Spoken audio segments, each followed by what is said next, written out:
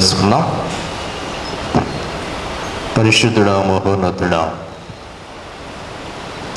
12వ రోజు శిలువ ధ్యానమును బట్టి మీకు వందనములు చెల్లిస్తూ ఉన్నాం.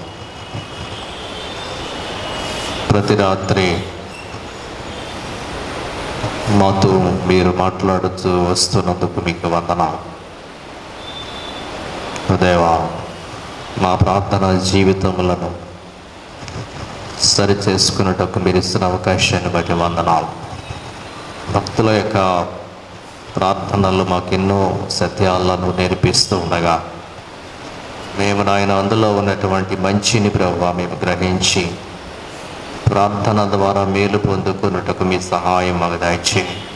శిలువయాత్ర కాలంలో మీరు మా తరపున శిలువలో పొందినటువంటి శ్రమలు, వేదనలన్నిటిని బట్టి మీకు వందనములు చెల్లిస్తూ ఉన్నాం. ఓ దేవా, మీరు మాకు అనుగ్రహించిన ఉచితమైన రక్షణ భాగ్యముని బట్టి మీకు వందనాలు. దేవ తండ్రి, మీ సన్నిధికి వచ్చిన బిడ్డలందరూ రాత్రి కాలంలో జ్ఞాపకం చేసుకున్నాడు. మీ వాక్యమును ఆయన వారి హృదయాల్లో నూరంతులుగా ఫలించినట్లు మీ సహాయం మాకు దయచేయండి. మీరైన సేవకుని ప్రభువా, మీ సిలువ చాటును మరుగుపరిచి నన్ను బలపరిచి మీరే మాట్లాడి మీరే మహిమ పొందుకోమని యేసుక్రీస్తు వారి పరిశుద్ధ నామములు అడుగుతూ వేడుకొనుచున్నాము తండ్రి. దయచేసి కూర్చున్నాను.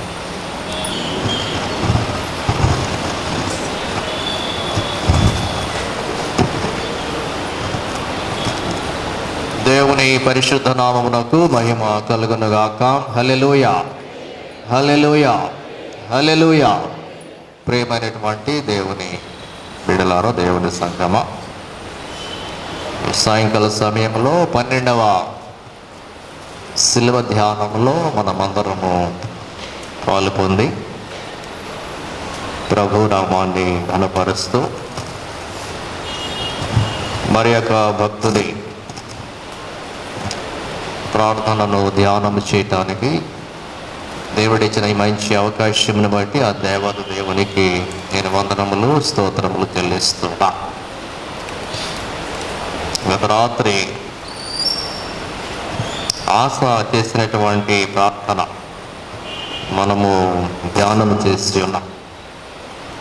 శత్రువులు తన మీదకు దండెత్తి, తన రాజ్యం మీదకు దండెత్తి వచ్చినప్పుడు శత్రు బలము తనకంటే ఎక్కువగా కనిపించినప్పుడు ఆశ దేవునిని ప్రార్థించుట ద్వారా మరి దేవుడే ఆ యుద్ధాన్ని జరిగించి శత్రువులు పారిపోయేలాగా చేయటము అంత మాత్రము కాదు, కానీ మరి కొల్ల సొమ్ము, విశేషమైనటువంటి కొల్ల సొమ్ము దేవుడు ఇశ్రాయేలీయులకు అనుగ్రహించినట్లు మనము ధ్యానం చేస్తున్నాం. దేవుడు అడుగు వాటి కంటే, ఊహించు వాటి కంటే హెచ్చుగా దయచేసేటువంటి దేవుడు.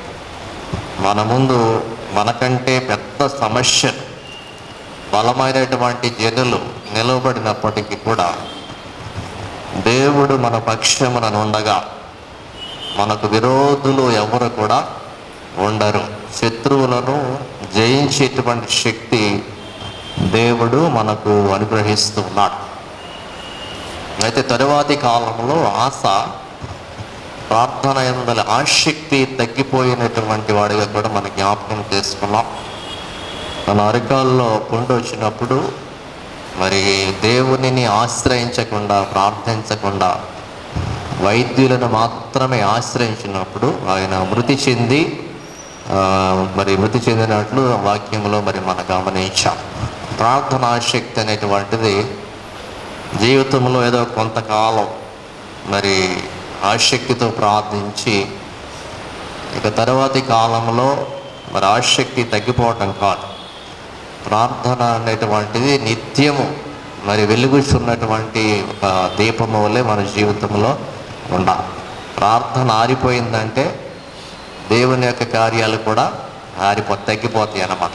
సో ఎప్పుడో ప్రార్థన చేశాను, ఆ ప్రార్థన ఇప్పుడు నేను ప్రార్థన మానేశాను, అప్పుడు చేసిన ప్రార్థన ఇప్పుడు ఫలిస్తుందా అంటే లేదు. ఎప్పుడు ప్రార్థన అప్పుడు మనం చేసుకోవాలి. యుద్ధం జరిగినప్పుడు ప్రార్థించాడు, యుద్ధంలో దేవుడు జయం ఇచ్చాడు. వ్యాధి వచ్చింది, ప్రార్థన చేయలేదు, వ్యాధితోనే ఆయన మరణిస్తున్నాడు. సో ఎప్పటికప్పుడు మనం ప్రార్థన మనం చేసుకోవాలి. దేవుని వద్ద నుండి మనకు అవసరమైన ఈవులన్నిటినీ పొందుకోవటానికి మనం ప్రయత్నము చేయాలి. It should be a regular practice in your life. So అటువంటి ఒక భక్తుడిని రాత్రి కాలంలో మనము ధ్యానం చేస్తూ ఉన్నాం. దానియేలు భక్తుడు చివరి వరకు కూడా ప్రార్థనా జీవితాన్ని కలిగి ఉండేటువంటి వాడిగా మనం గమనిస్తూ ఉన్నాం. దానియేలు గ్రంథంలో 6వ అధ్యాయం 10వ వచనం ఈరోజు మనం ధ్యానం చేసేటువంటి వచనం. దానియేలు గ్రంథము 6వ అధ్యాయము 10వ వచనం అందరం కలిసి చదువుదాం. ఇట్టి శాసనము సంతకము చేయబడినని దానియేలు తెలుసుకొనినను అతడు తన ఇంటికి వెళ్ళి యథాప్రకారముగా అనుదినము ముమ్మారు మోకాళ్ళుని తన ఇంటి పైగది కిటికీలు యెరూషలేము తట్టునకు తెరవబడి ఉండగా తన దేవునికి ప్రార్థన చేయుచు ఆయనను స్తుతించుచు వచ్చెను. సో ఏ రెగ్యులర్ ప్రేయర్ వారియర్ దానియేలు ఒక యవనస్తుడుగా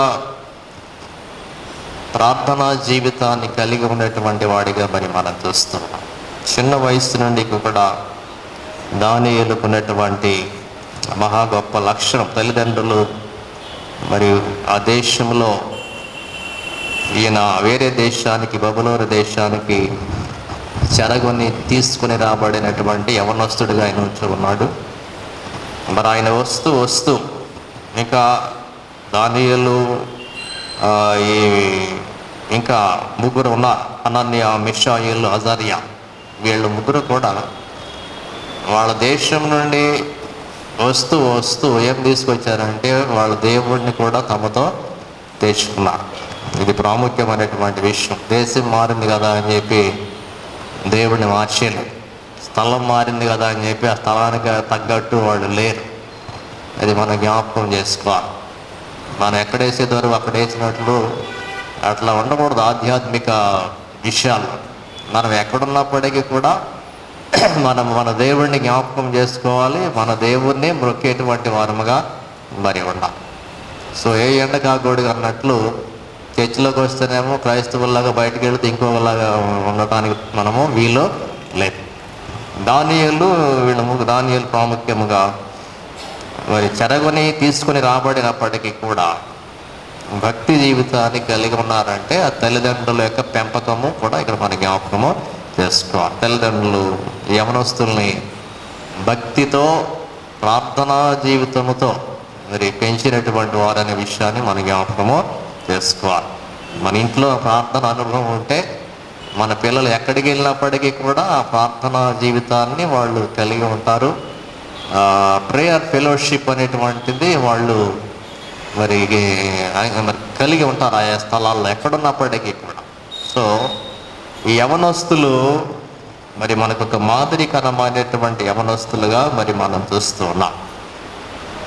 దానియేలు యొక్క జీవితంలో ప్రాముఖ్యముగా ప్రార్థనకు ఆటంకముగా ఉన్నటువంటి దానిని ముందు తొలగించుకుంటూ ఉన్నాడు. వేరే దేశానికి వెళ్ళినప్పుడు ఆయనకు కొన్ని ప్రాముఖ్యముగా ఈ 1వ అధ్యాయంలో ఒక ఆటంకం అనేటువంటిది మనం చూస్తాం. ఏమిటి ఆటంకము అంటే రాజు తినేటువంటి భోజనము, రాజు పానము చేసేటువంటి ద్రాక్షారసం అనేటువంటిది ఒక శోధనగా, ప్రార్థనా జీవితానికి ఒక శోధనగా ఆయన ముందు కనపడినట్లు మనం చూస్తాం. ఈ 8వ వచనాన్ని మనం చదివితే, రాజు భుజించి భోజనమును పానము చే ద్రాక్షారసమును పుచ్చుకొని తను అపవిత్రపరచకునకూడదని దానియేలు ఉద్దేశించి తాను అపవిత్రుడు కాకుండానట్లు వాటిని పుచ్చుకొనకుండా సెలవిమ్మని నపుంసకుల అధిపతిని వేడుకుంటున్నాం. పిల్లరా, రాజు తినేటువంటి భోజనము, రాజు త్రాగేటువంటి ద్రాక్షారసం అంటే అవి శ్రేష్టమైనటువంటి భోజన పదార్థాలు. ప్రాముఖ్యంగా అవి మాంసాహారముతో కూడినటువంటి పదార్థాలు అవి. అంతేకాకుండా విగ్రహాలకు అర్పించినటువంటి భోజనం. ఆ దేశంలో, బబులోను దేశంలో ఉన్నటువంటి ఆచారం ఏమిటంటే, ఆహార పదార్థాలు వండిన తర్వాత ముందు వాటిని ఎవరికి అర్పిస్తారంటే దేవతలకు, దేవుళ్ళకి అర్పిస్తారు. అర్పించిన తర్వాత వీళ్ళు భోజనం చేయటం అన్నమాట. అంటే ఇది ప్రతి మతంలో కూడా ఉంది. భోజనం చేసిన తర్వాత మనకు కూడా ఉన్నది ఏంటంటే ప్రార్థన చేసుకుని భోజనము చేయాలి. అది మనకున్నటువంటి పద్ధతి, దేవుడు చెప్పినటువంటి పద్ధతి. వాళ్ళ ఆచార ప్రకారము ముందు దేవుడికి పెట్టాలి, దేవుడు తిన్న తర్వాత మనం తినాలనేటువంటిది అది ఒక సాంప్రదాయం. అంటే విగ్రహాలకు అర్పించినటువంటిది అన్నమాట. అందుకే దానియేలు తను అపవిత్రపరచుకొనకూడదు. భోజనం తింటే అపవిత్రం ఎందుకు అవుతావంటే, విగ్రహానికి అర్పించిన తర్వాత నువ్వు తింటే నువ్వు దానికి అపవిత్రము అవుతావు. అందులో మరి సందేహమే. దానియేలు దీన్ని గ్రహించాడు. వాటికి అర్పించి నేను ఏమాత్రం కూడా భోజనము చేయను. సో ఈనాటికి కూడా ఈ సాంప్రదాయాలు మనం చూస్తూ ఉంటాం. ఎక్కడికో వెళ్ళి ఏ దేవతకో దేవుడికో బలి అర్పించి అక్కడ భోజనాలు పెట్టుకుంటారంటే భోజనాలకు ఆశించి వెళ్ళటానికి వీలు లేదు. కావాలంటే నువ్వు ఇంట్లో తెచ్చుకుని అదే తెచ్చుకుని తినవచ్చు, అంతే తప్ప వాటికి అర్పించి మనం తింటే ఆ బల్లలో మనం పాలు పొందిన వారము అవుతాం. అందుకే కొరింథీ పత్రికలో పౌలు స్పష్టంగా చెప్తాడు, ఇక్కడ యేసు ప్రభు బల్లలో దాంట్లో పాలు పొంది అక్కడికి వెళ్ళి మళ్ళీ విగ్రహాలకు అర్పించిన దాంట్లో కూడా మీరు సాతాను బల్లలో కూడా పాలు పొందుతారా అని అడుగుతాడు. కాబట్టి రెండిటిలో కూడా పాలు పొందలేరు. ఇక్కడ ఇది తిని మళ్ళీ అక్కడ అది తింటే మనం ఎటు ఉన్నట్టు మన విశ్వాసము ఎక్కడ ఉన్నట్లు అన్నమాట. సో తినేటువంటి వాటి విషయంలో చాలా జాగ్రత్తగా ఉండాలి. తినేటువంటి వాటి విషయంలోనే శోధన అనేటువంటిది వస్తుంది. మన ఆధ్యాత్మిక జీవితం అనేటువంటిది, ప్రార్థనా జీవితము పాడవుతుంది అన్నమాట. దానియేలు ఇక్కడ ఇది ప్రార్థనకు ఆటంకము అనుకున్నాడు. విగ్రహాలకు అర్పించినప్పటికీ ఒకవేళ అర్పించకపోయినా ఈ రాజు తినేటువంటి మాంసాహారము, రాజు తాగేటువంటి ద్రాక్షారసము అనేటువంటిది ఏ ఉద్దేశంతో ఈ యవనస్తులకు మరి ఇస్తున్నారంటే, బలముగా తయారు కావాలి, తర్వాత అందముగా తయారు కావాలి. 10 దినముల తరువాత పరీక్ష అనేటువంటిది ఉన్నది. బాగా ఫుల్గా మాంసాహారం పెట్టి ద్రాక్షారసం బాగా తాగించి తర్వాత 10 రోజుల్లో ఒక మార్పు అనేటువంటి తప్పనిసరిగా వస్తుంది అనేటువంటిది ఒక ఎక్స్పెక్టేషన్ ఉంది. ఆ పరీక్షలో ఎవరు బాగున్నారు అనేటువంటిది ఇక్కడ గమనిస్తే, మరి దానియేలు ప్రార్థనా జీవితాన్ని కాపాడుకుంటూ కేవలం శాఖ ధాన్యాదులు అంటాడు, తర్వాత ఆర్డినరీ వాటర్ ఇది తీసుకున్నటువంటి దానియేలు ముఖమే కళగా ఉన్నట్లు ఈ 15వ వచనంలో మరి మనం చూస్తాం. 10 దినములైన పిమ్మట వారి ముఖములు రాజు భోజనము భుజించి బాలురందరి ముఖముల కంటే సౌందర్యముగాను కళగాను కనిపించారు. దానియేలు ప్రార్థన ద్వారా సౌందర్యము పొందుకున్నటువంటి వాడు. ఈ సౌందర్యం ఎక్కడి నుండి వచ్చింది? మాంసాహారము, ద్రాక్షారసం ప్రక్కన పెట్టి శాకాహారము, సాధారణమైనటువంటి నీళ్లు తాగి ప్రార్థనా జీవితాన్ని నిలుపుకున్నాడు కదా. అందువల్ల ముఖము కళగా కనపడిందట.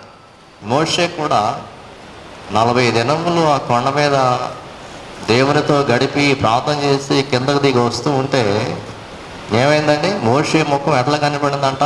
ప్రకాశించిందంట. ఆ మోషే ముఖాన్ని అసలు చూడలేకపోయారంట. అంటే అంత దైవ సంబంధమైనటువంటి వెలుగు మోషే ముఖంలో కనిపించినట్లు మరి మనం చూస్తాం. సో మన ముఖాలు దైవత్వాన్ని ప్రతిబింబింప చేయాలి.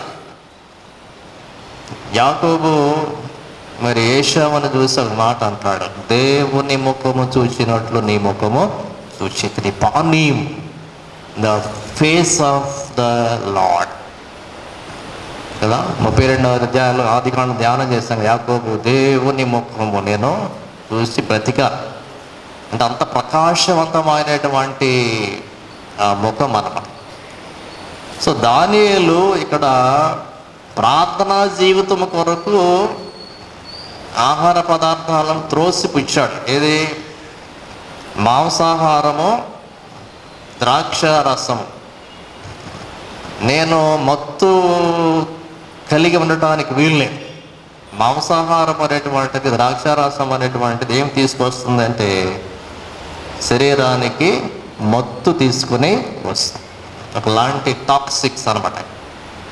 భోజనానికి ఈ మసాలా దినుసులు ఇవన్నీ కూడా శరీరాన్ని ఏం చేస్తాయంటే అది కూడా ఒకలాంటి డ్రగ్ లాంటిది. మసాలా కూడా ఏంటంటే అది కూడా ఒక మత్తు లాంటి పదార్థం అనమాట. దానికి అలవాటు పడిపోయామా.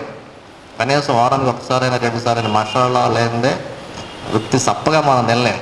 ఉత్తి కారం, ఉప్పు వేసుకుని, చింతపండు వేసుకుని అవి సాధారణమైనటువంటి కూరలు అవన్నీ కూడా 2-3 రోజులు తిన్నా కానీ మళ్ళీ 4వ రోజుకి ఏం కావాలంటే మసాలా పడాలి మనకి. అది లేదే అసలు శరీరం మాట ఎంత పనిచేయదు. అసలు శరీరం ఉత్తేజం పొందుకోదు అన్నమాట. అట్లా అలవాటు పడిపోయినటువంటి ప్రశ్న అంటే దానివల్ల ఏమిటంటే శరీరము అదుపు తప్పుతుంది. ఇటువంటి ఆహార పదార్థాలు, మాంసాహారము, ద్రాక్షారసం వీటి వల్ల ఏమిటంటే నీ శరీరము నీ అదుపులో ఉండదు, కంట్రోల్ తప్పుతుంది. కాబట్టి శరీరాన్ని అదుపు చేయాలి అంటే బ్రతకటానికి తినాలి తప్ప మన బ్రతికే తిండి అవటానికి వీలు లేదు. ఇస్సాకు మాంసానికి అలవాటు పడిపోయాడు. వేట మాంసానికి అంటే అడవికి వెళ్ళి ఏదో ఒకటి తీసుకొచ్చి తినటానికి అలవాటు పడిపోయాడు. అలవాటు పడిపోయి మరి పెద్దవాడిని ఆశ్రయించడానికి ప్రయత్నం చేశాడు. దేవుని చిత్తంలో యాకోబు ఉన్నప్పటికీ కూడా మరి వేట మాంసానికి వెళ్ళి వచ్చాడు. ఇతను వెళ్ళి వచ్చే లోపల యాకోబు, రెబెకా వీళ్ళు మోసం చేసి ఆశీర్వాదాలు అక్కడ ఏంటంటే అక్కడ కేవలము భోజన ప్రియత్వం. ఆ మంచి సువాసనతో ఉన్నటువంటి ఆ మాంసం తను ఆ వాసన పీల్చేసరికి అసలు ఆడెవడో చిన్నోడో తెలియదు, పెద్దోడో తెలియదు, ఎవడో తెలియదు, మొత్తం ముందు తినేయాలి. తినేసిన తర్వాత ఆలోచన చేశాడు. డౌట్ వచ్చింది కానీ తినేసాడు అన్నమాట. సో తిండిపోతు తండ్రి, తిండిపోతు కుమారుడు. ఆ కుటుంబంలో ఒక సమస్య. ఈ ఆహారం మన జ్యేష్ఠత్వాన్నే అమ్మేసుకున్నాడు. ఎవరు? ఏషావు. చిక్కుడుగా కొరకు, ఒక పూట కూటి కొరకు తన జ్యేష్ఠత్వాన్ని అమ్ముకున్నటువంటి ఏషావు వంటి భ్రష్టుడు ఎవడైనా ఉంటాడేమో చూసుకుంటా అని చెప్తాడు వాక్యం.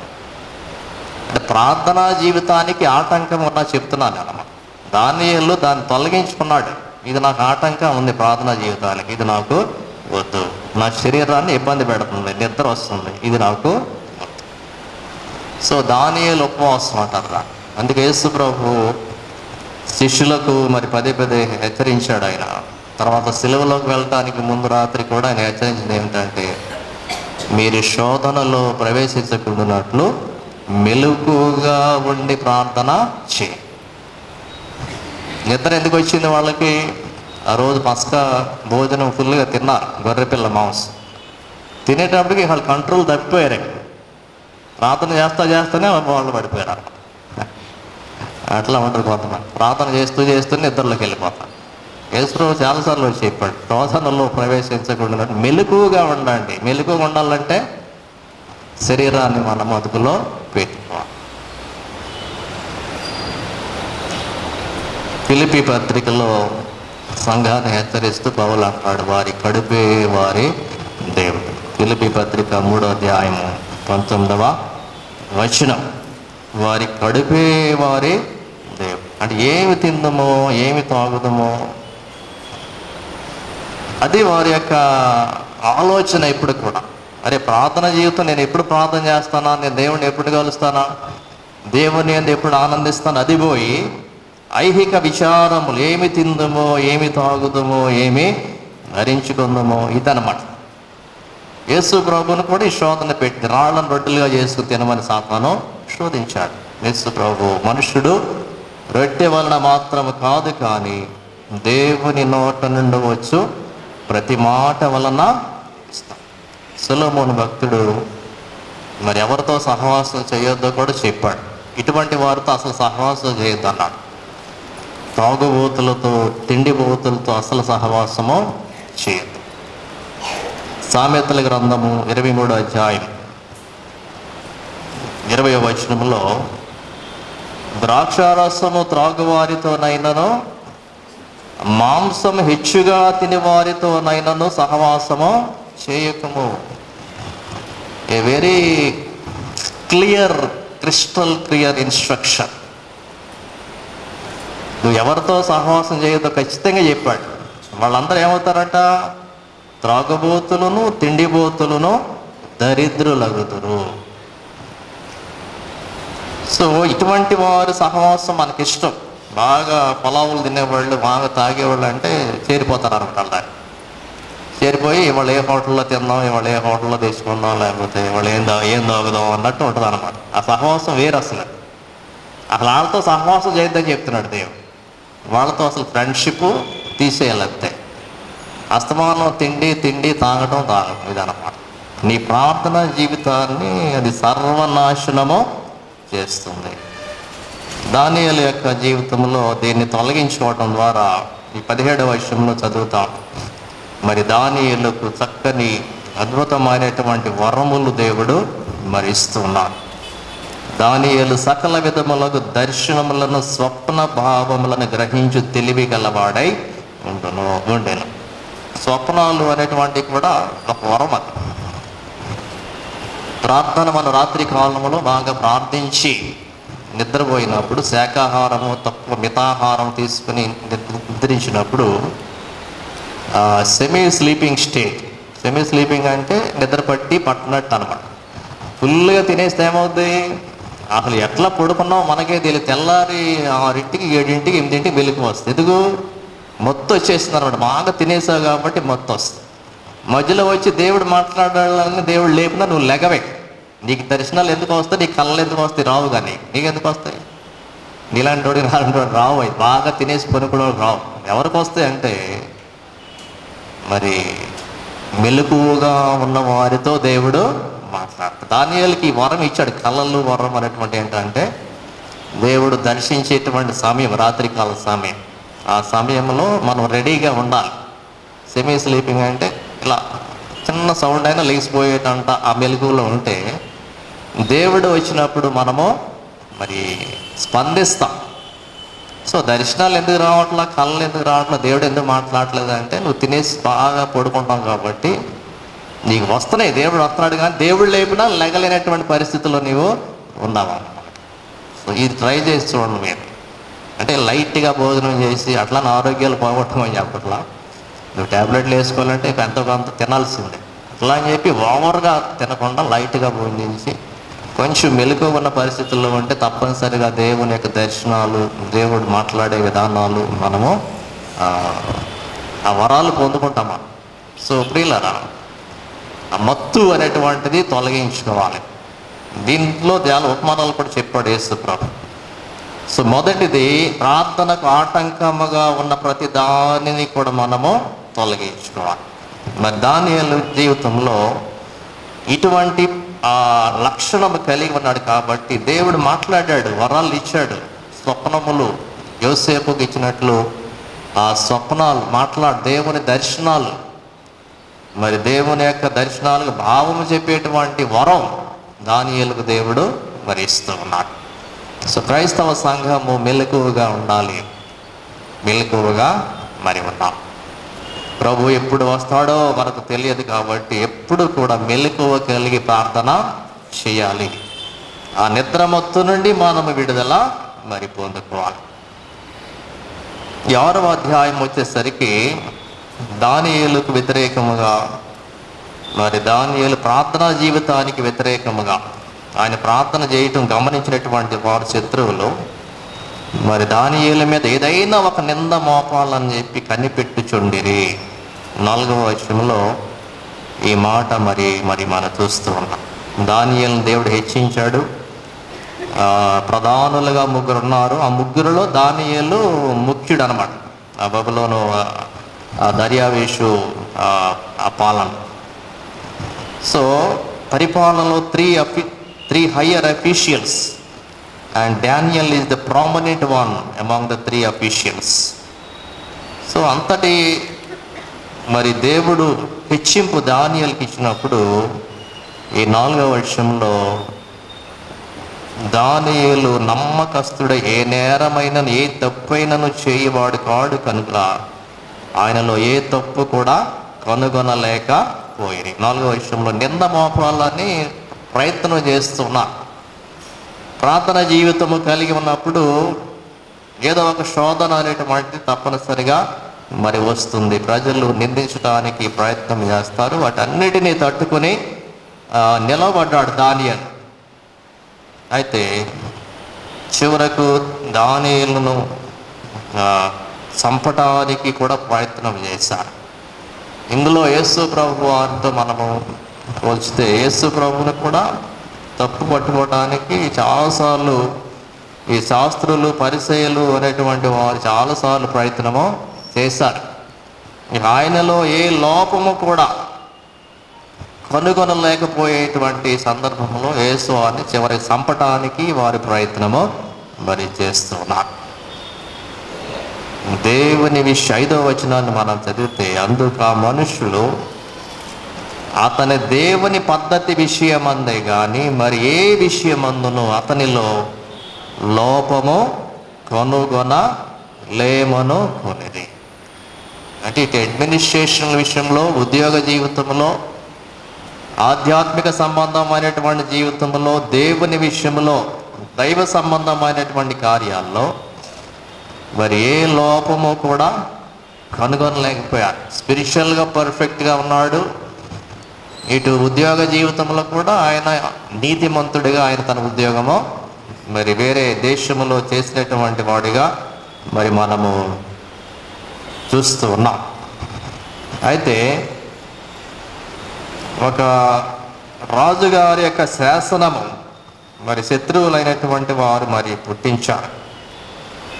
రాజునే దేవుడిగా చేసి రాజు వద్ద మాత్రమే విచారణ చేయాలి, ఏ దేవుడి దగ్గరికి వెళ్ళటానికి వీలు లేదు. 7వ వచనాన్ని మనం చదివితే, ఎట్లనగా 30 దినముల వరకు నీ యొద్ద తప్ప మరి ఏ దేవుని యొద్దనైనను మానవుని యొద్దనైనను ఎవడును ఏ మనవియో చేయకూడదు. చూడండి, ఎటువంటి డిక్రీ, కింగ్స్ డిక్రీ అంటారు, రాజ శాసనము. ప్రధానులు, సేనాధిపతులు, అధిపతులు, మంత్రులు, సంస్థానాధిపతులు, చూడాలి ఎంతమంది వచ్చేసారు. రాజ్యపు ప్రధానులను, సేనాధిపతులు, అధిపతులు, మంత్రులు, సంస్థానాధిపతులు అందరూ కూడి అందరూ ఏకమైపోయారు. చూడండి, ప్రార్థన చేసేదేమో ఒక వ్యక్తి, ఒక ఆయనకు వ్యతిరేకముగా పెద్ద పెద్ద అధికారులందరూ కూడా ఏకమైపోయారు అనమాట. ఒక్కరి ప్రార్థన జీవితాన్ని నాశనము చేయటానికి ఎట్లాగైనా వాడి ప్రార్థన పాడు చేయాలి. అది వాళ్ళ యొక్క ఉద్దేశం, సాతాను యొక్క ఉద్దేశం. సో మనము క్రమముగా ప్రార్థిస్తూ ఉన్నప్పుడు సాతానుడు ఏదో కోణంలో పాడు చేయడానికి ప్రయత్నము చేస్తాడు అన్నమాట. ఇది దానియేలు యొక్క జీవితంలో గొప్ప ఉదాహరణ. సో ప్రియులారా, దానియేలును సంప్రదించాల. దానియేలు కూడా వన్ ఆఫ్ ద అథారిటీస్, ఆయన కూడా అధికారుల్లో ఒకడు. ఆయన ఏం సంప్రదించాల. ఆయన సంప్రదించకుండా వీళ్ళు ఇష్టానుసారంగా రాజు వద్దకు వచ్చి తీర్మానం చేయటానికి మరి ప్రయత్నము చేస్తున్నారు. రాజుకు తప్ప ఎవ్వరికి ఏ దేవునికి ప్రార్థన చేయకూడదు. దట్ వాజ్ ద డిక్రీ, శాసనం. అట్లా చేసినట్లయితే ఎవడైనాను ఆ రీతిగా చేస్తే వాడు సింహముల గుహలో పడద్రోయబడినని ఆజ్ఞానమాట. సో ప్రియులారా, అంటే బాగా ప్రార్థించేటువంటి వారికి ఇది నిజముగా ఒక ఆటంకమే. నిజంగా చెప్పాలి, ప్రార్థనా జీవితానికి ఉన్నటువంటి ఆటంకమే. అక్కడ భోజనం కాబట్టి ఎట్లా తప్పించుకున్నాడు దానియేలు. నేను అది తిన్నాయా, ఇది పెట్టంటే పెట్టాను. కొన్ని చోట్ల ఉంటుంది, నాన్ వెజ్ తిన్న వాళ్ళకి వెజిటేరియన్ ఉందన్న పక్కకి వెళ్ళమంటే అటు పక్క పోయి తింటూ ఉంటాం. పెళ్ళిళ్ళలో కూడా ఇవి పెడుతున్నాం మనం. ఇది తిన్నోళ్ళకి అది ఉంటుంది, అది మన ఆప్షన్. అది దాన్ని ఎట్లా తప్పించుకున్నాడు. కానీ ఇది తప్పదు, ఇది రాజుగారి డిక్రీ, శాసనము. రాజశాసనానికి ఎదురు అనేటువంటిది లేదనమాట. సో ఇట్టి శాసనము పుట్టిందని దానియేలుకు తెలిసింది. అయినప్పటికీ కూడా దానియేలు ప్రార్థనా జీవితాన్ని ఎట్లా కాపాడుకున్నాడు 10వ వచనంలో చూస్తాం. ఇట్టి శాసనము సంతకము చేయబడినని దానియేలు తెలిసి కొనినను. He knows about the degree of the king. రాజుగారి చేసినటువంటి శాసనం, గవర్నమెంట్ ఆర్డర్ తెలిసిపోయింది అన్నమాట. తెలుసుకొనినాను యథాప్రకారం అతడు తన ఇంటికి వెళ్ళి యథాప్రకారము అంటే రాజుగారి శాసనము దైవభక్తిని, దానియేలు యొక్క ప్రార్థనా జీవితాన్ని కొంచెం కూడా మార్చలేకపోయింది అన్నమాట. షెడ్యూల్ మార్చలేదన్నమాట. యథాప్రకారం అంటే అకార్డింగ్ టు ద షెడ్యూల్.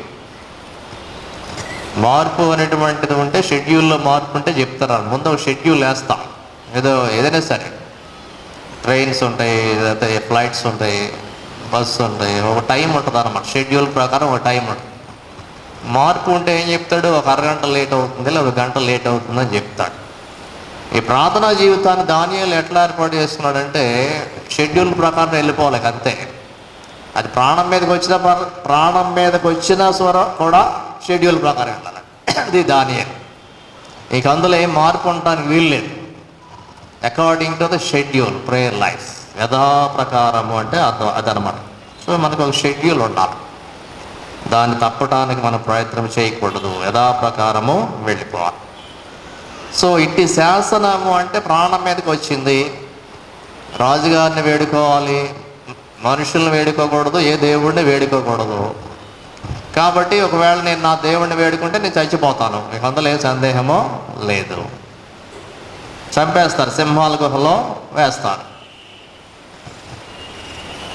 అలా అని చెప్పి దానియేలు భయపడి షెడ్యూల్లో మార్పు చేసుకుని 1 గంట ముందే ప్రార్థన మొదలెట్లా. ఏంటండి 1 గంట ఎక్కువ ప్రార్థన. ఎందుకంటే మరి రాజుగారి శాసనం వచ్చింది కాబట్టి కొంచెం గట్టిగా ప్రార్థన చేస్తే దేవుడు నన్ను తప్పిస్తాడేమో అని చెప్పి 1 గంట ప్రార్థన చేయాలి. హిజ్కియా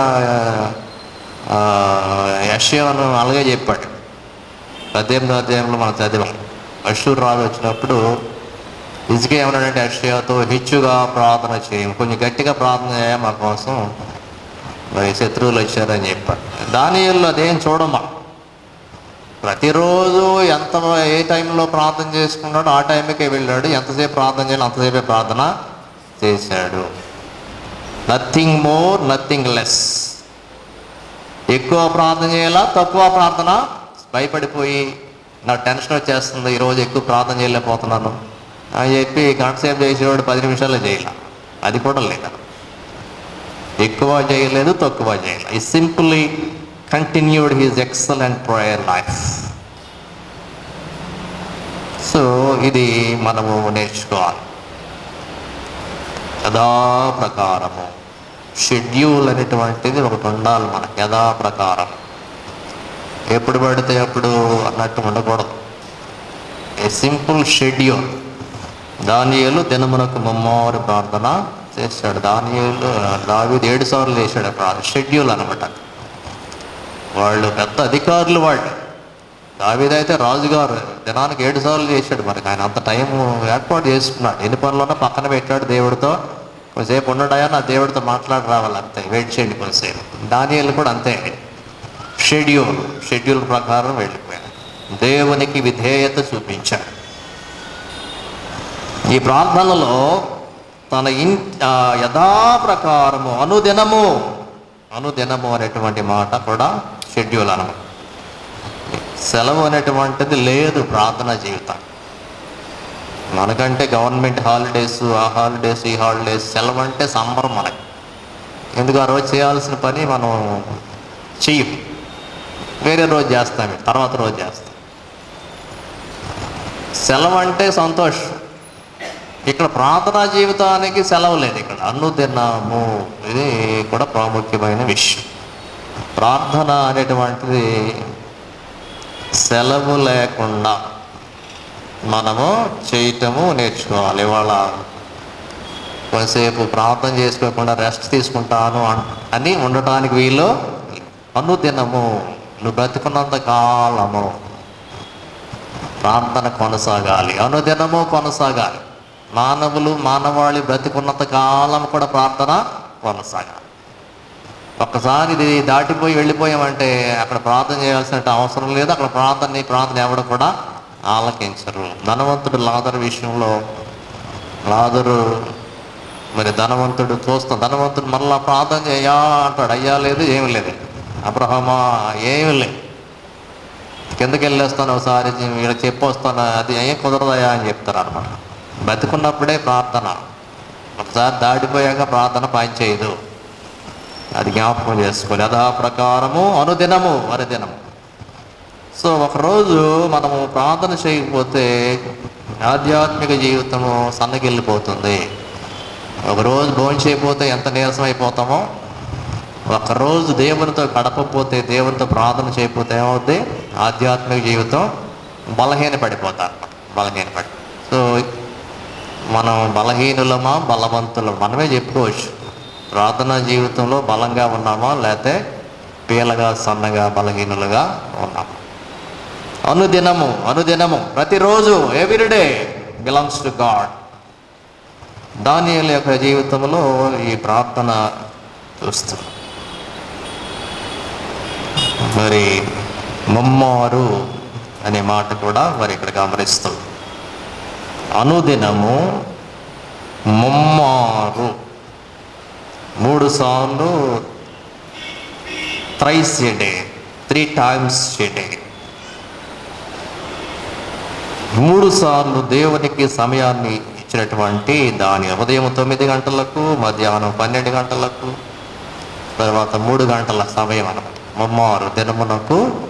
యూదులు ప్రార్థనా సమయాలు ఇవన్నీ కూడా. 55వ కీర్తనలో 17వ వచనంలో దావీదు యొక్క మాటలు మరి మనం చూస్తాం. 55:17 సాయంకాలమున, ఉదయమున, మధ్యాహ్నమున నేను ధ్యానించుచు మొర్ర పెట్టుకుందును, ఆయన నా ప్రార్థన ఆలకించు. చూసారా, 3 సార్లు అన్నాడు. సాయంకాలమున, ఉదయమున, మధ్యాహ్నమున నేను ధ్యానించుచు మొర్ర పెట్టుకుందును, ఆయన నా ప్రార్థన ఆలకించు. సో ఈ 3 సమయాలు మరి మనం ఏం చేస్తూ ఉన్నాం? ఉదయము, సాయంత్రము, రాత్రి. అది దావీదు యొక్క జీవితంలో దావీదు అనుభవం అన్నమాట. 92వ కీర్తనలో కూడా మనం ఈ మాటలు మనం చూస్తాం. ప్రతి ఉదయమున, ప్రతి సాయంత్రమున అంటాడు.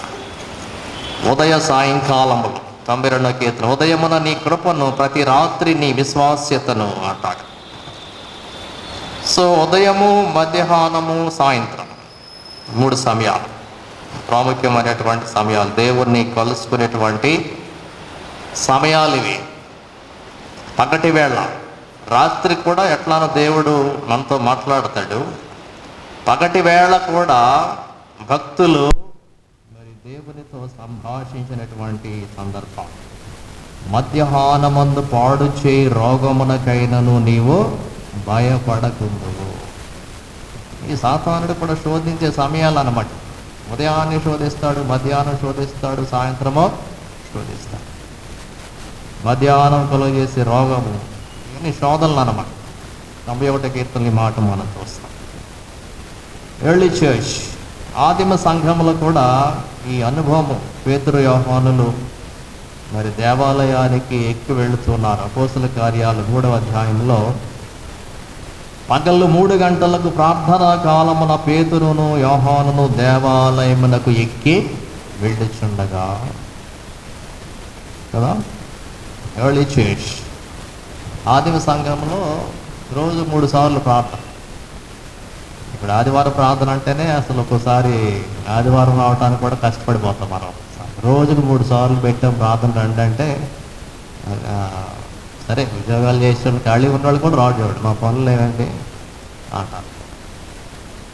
పగళ్ళు 3 గంటలకు ఆదిమ సంఘంలో ఫాలో అయ్యారు, దేవాలయంలో ప్రేయర్స్ అనమాట. యేసు ప్రభు Jesus often spend time with his father. Yesu ప్రభు సమయము అసమయం అని కాదు, కానీ సమయము దొరికినప్పుడల్లా కూడా రాత్రంతా కూడా దేవుడు తండ్రితో మరి గడిపినటువంటి వాడిగా దేవుని యొక్క వాక్యములో మరి మనము చూస్తాం. కాబట్టి ప్రియులారా, దానియేలు దినమునకు ముమ్మారు ప్రార్థించినటువంటి ఒక ప్రార్థన అనుభవం. షెడ్యూల్ ఒకటైతే క్రమమైనటువంటి ప్రార్థన, దినమునకు ముమ్మారు ప్రార్థించేటువంటి అనుభవం దానియేలు జీవితంలో మరి మనము చూస్తున్నాం. సో నీకెన్ని పనులు ఉన్నప్పటికీ కూడా దేవుణ్ణి సమయము దొరికినప్పుడల్లా కూడా దేవునిని వేడుకోవటము, దేవునికి విజ్ఞాపన చేయటం, అది మనము మరి నేర్చుకోవాలి. అయితే దానియేలు చేసినటువంటి యొక్క మరి ప్రార్థనలో మరికొన్ని విషయాలు మరి మనము గమనించినప్పుడు, ముమ్మారు మోకాళ్ళుని, ఇది కూడా ఒక ప్రత్యేకమైనటువంటి విషయం. మోకరించి ప్రార్థించుట. దానియేలు యవనస్తుడుగా మరి ఆయన ప్రార్థన జీవితాన్ని మోకరించి ప్రార్థించటం ఆయన అలవాటు చేసుకున్నాడు. ఈ మోకరించి ప్రార్థించుట అనేటువంటిది తగ్గింపు జీవితానికి సూచన. ఎంతో తగ్గింపు అన్నమాట, ఎంతో తగ్గింపు. ప్రార్థనలో అది జెస్చర్స్, భంగిమలు అంటాము.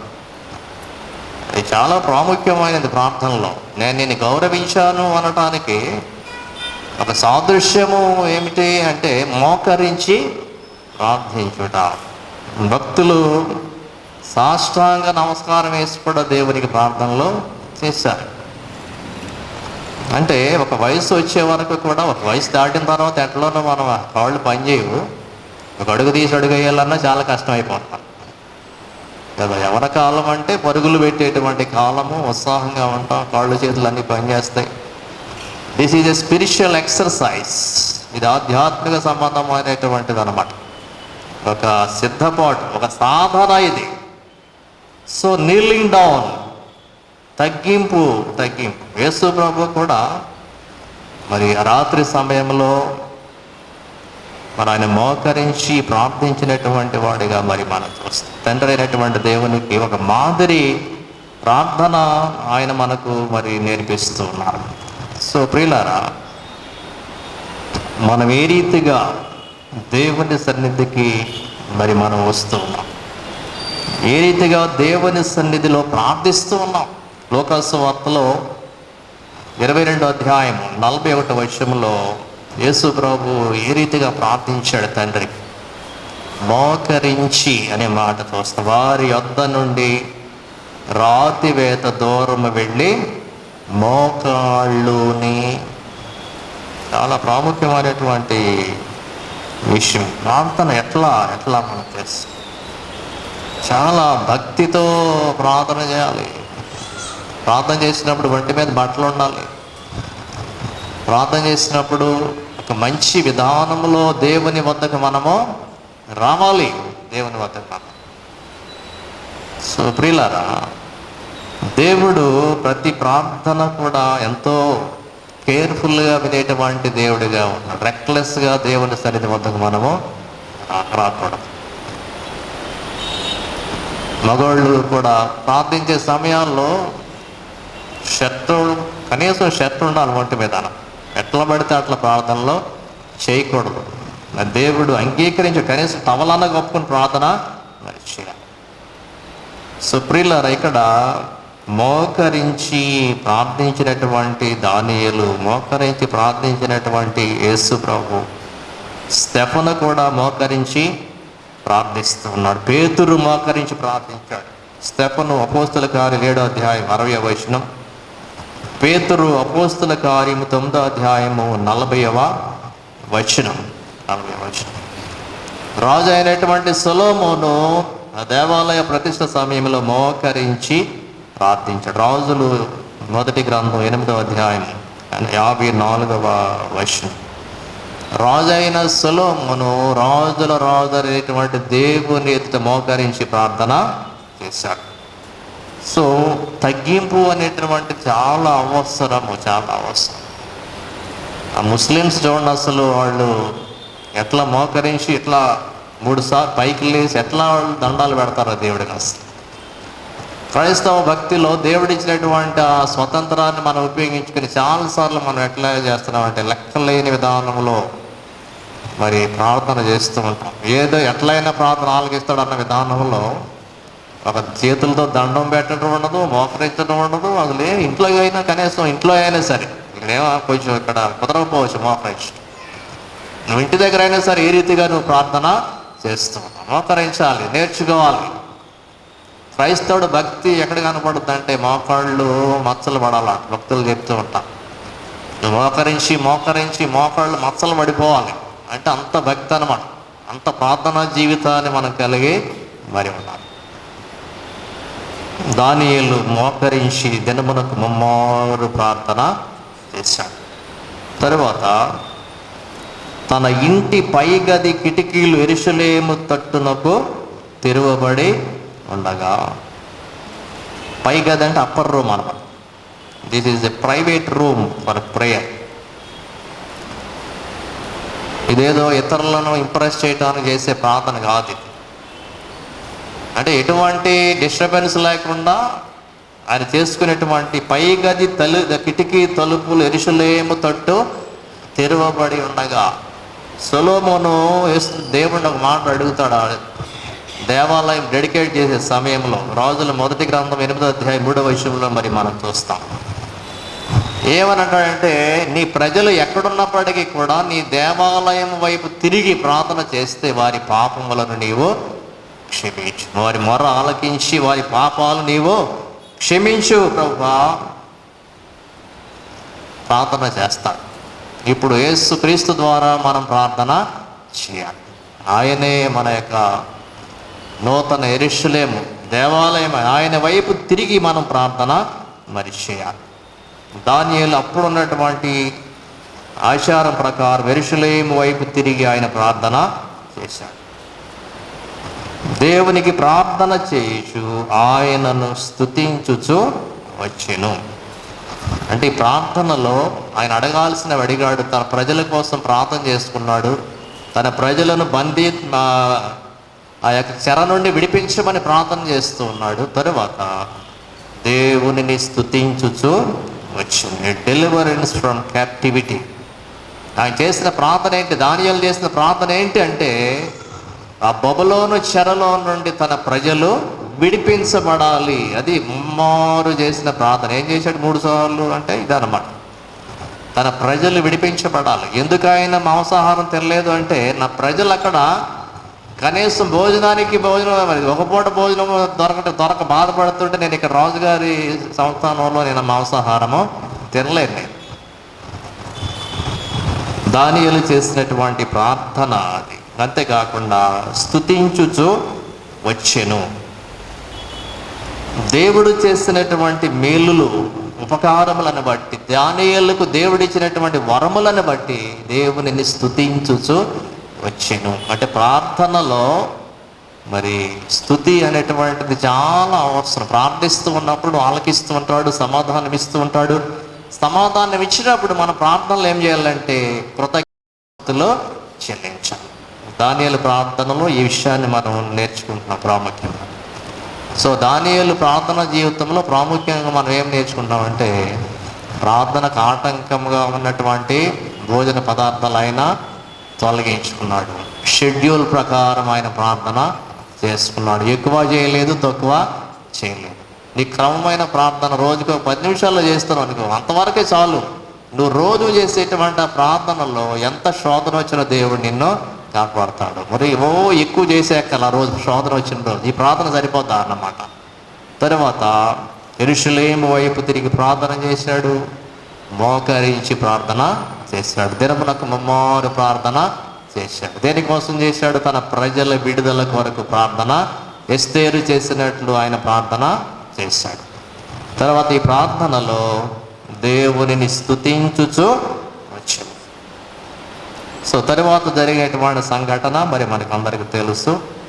మరి దానియేలును తీసుకుని సింహాల గుహలో వేసినప్పుడు దానియేలును దేవుడు రక్షించాడు, కాపాడాడు. దానియేలుకు నిద్ర పట్టి ఉంటుంది, కానీ సింహాల గుహలో రాత్రి ఆ రాజుకు నిద్ర పట్టలేదు. అరే నేను అన్యాయంగా ఒక వ్యక్తిని తీసుకెళ్ళి సింహాల గుహలో పడవేశాను, నిద్ర పట్ల. దానియేలు ఆ సింహాల గుహలో ఉన్నప్పుడు మరి రాజుగారు ఆ తెల్లవారే వచ్చి మరి దానియేలును అడుగుతూ ఉన్నాడు, నీవు అనుదినము తప్పక సేవించుచున్న నీ దేవుడే నిన్ను రక్షించిన దానియేలుతో చెప్పాను. దానియేలుకి ఆ మాట చెప్పి సింహాల గుహలో మరి వేసినప్పుడు 20వ వచనంలో మళ్ళా రాజుగారు దుఃఖ స్వరముతో అంటున్నాడు, జీవము గల దేవుని సేవకుడమైన దానియేలు, నిత్యము నీవు సేవించుచున్న నీ దేవుడు నిన్ను రక్షింపగలిగిన. నిత్యము సేవించుచున్నా, ఇందాకేమనుకున్నాం? అనుదినము. రాజుగారు కూడా ఇది గమనించాడు. అనుదినము నువ్వు దేవుడిని ప్రార్థిస్తూ ఉన్నావు, ఆ ప్రార్థన నిన్ను రక్షించిందా అన్నాడు. వెంటనే సమాధానం వచ్చింది కదా, నేను నా దేవుని దృష్టికి నిర్దోషినిగా కనబడితేనే కనుక ఆయన తన దూత నంపించి సింహములు నాకు ఏ హాని చేయకుండా వాటి నోళ్ళు మూయించు. ప్రార్థనకు సమాధానం ఇది. దానియేలు ప్రార్థనకు వచ్చిన సమాధానం ఏమిటంటే, నేను ప్రార్థించాను, సింహములు నాకు ఏ హాని చేయకుండా వాటి నోళ్ళు దేవుడు మూయించాడు.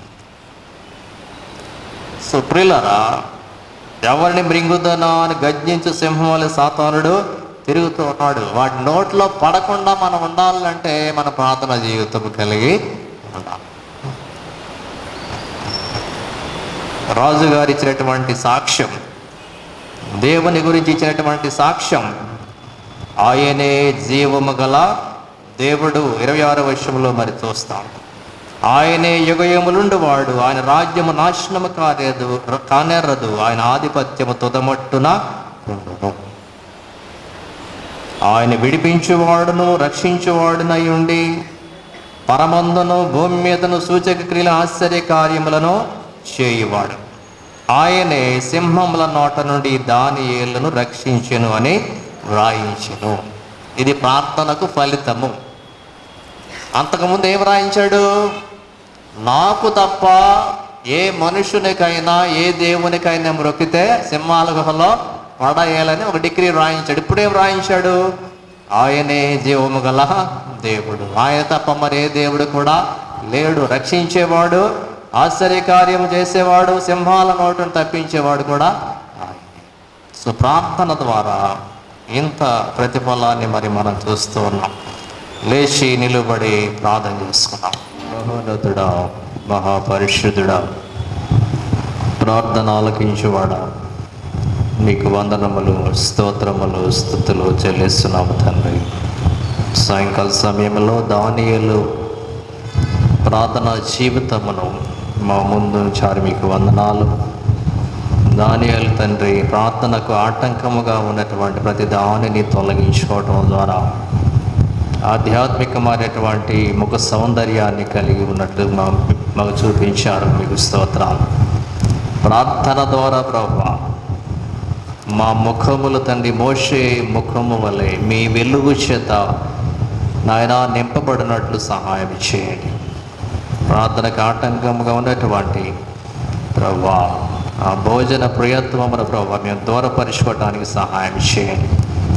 దేవతను ఏమి తిందమో ఏమి తాగుదమో అని ప్రభు వాటి కొరకు ఆలోచించకుండా ప్రభువా మీ రాజ్యమును నీతిని వెదగటానికి, మీ వరములను వెదగటానికి, నిద్రమత్తును విడిచిపెట్టడానికి, మీ సహాయం మాకు దయచేయండి. మీరు శోధనలో ప్రవేశించకుండానట్లు మెలకువగా ఉండి ప్రార్థన చేయమని చెప్పాను ప్రభువా.